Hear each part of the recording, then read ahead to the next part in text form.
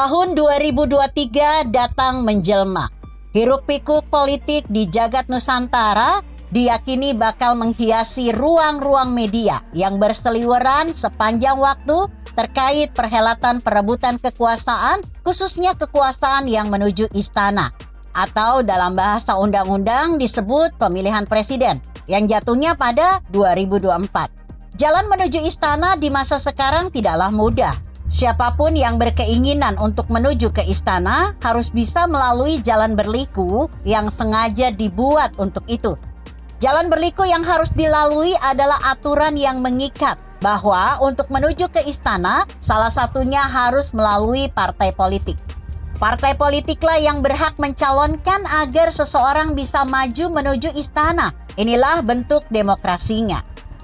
Namun demikian, jalan itu pun bukan jalan bebas hambatan. Masih ada liku-likunya, yakni partai politik bisa mencalonkan presiden jika memenuhi parliamentary threshold sekurang-kurangnya 20%. Atau harus ada keterwakilan anggotanya di DPR RI sebanyak 20% dari jumlah seluruh anggota DPR RI. Dalam konteks ini, hanya PDIP yang memenuhi syarat. Sedangkan yang lain harus bergabung dengan partai lain untuk memenuhi parliamentary threshold. Atas dasar itu, buru-buru partai politik membangun blok kekuatan. Golkar bergabung dengan PAN dan P3. Gerindra menggandeng PKB. Nasdem berangkulan dengan Demokrat dan PKS.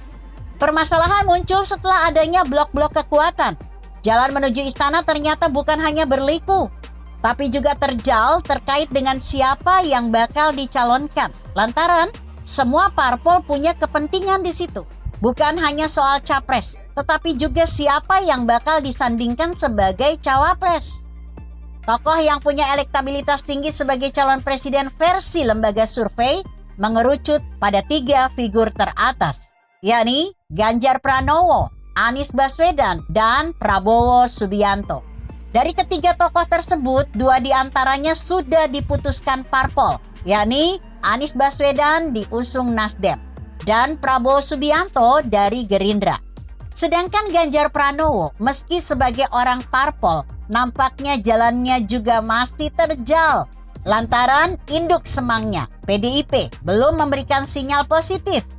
PDIP yang keputusannya ada di tangan Ketua Umum Megawati sepertinya lebih condong ke Puan Maharani yang tak lain anak dari Megawati sendiri. Demikian halnya dengan Anies Baswedan. Meski sudah resmi diusung Nasdem, namun jalannya bukan hanya berliku, tapi masih terjal. Lantaran PKS dan Demokrat belum juga memberikan keputusan mencalonkan Anies atau tidak.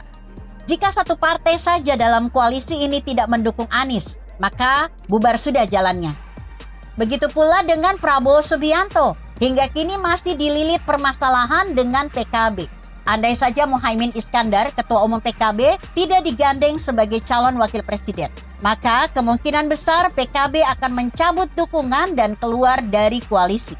Jika ini terjadi, maka Gerindra bisa jadi gagal mencalonkan Prabowo Subianto sebagai capres. Kecuali ada partai lain yang bergabung dan memenuhi PT 4% dengan catatan partai tersebut manut dengan Gerindra. Lantas, bagaimana dengan koalisi Golkar, PAN, dan P3 yang disebut Koalisi Indonesia Bersatu, KIB? Hingga saat ini belum ada keputusan resmi dari KIB. Siapa yang diputuskan untuk menjadi capres dan cawapresnya.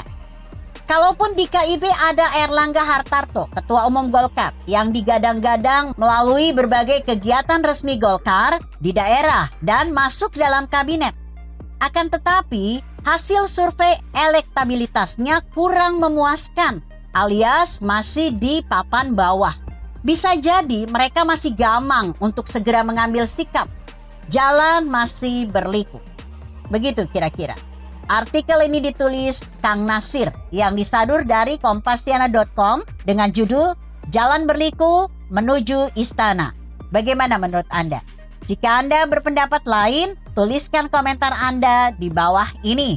Saya Emma Karisma 90.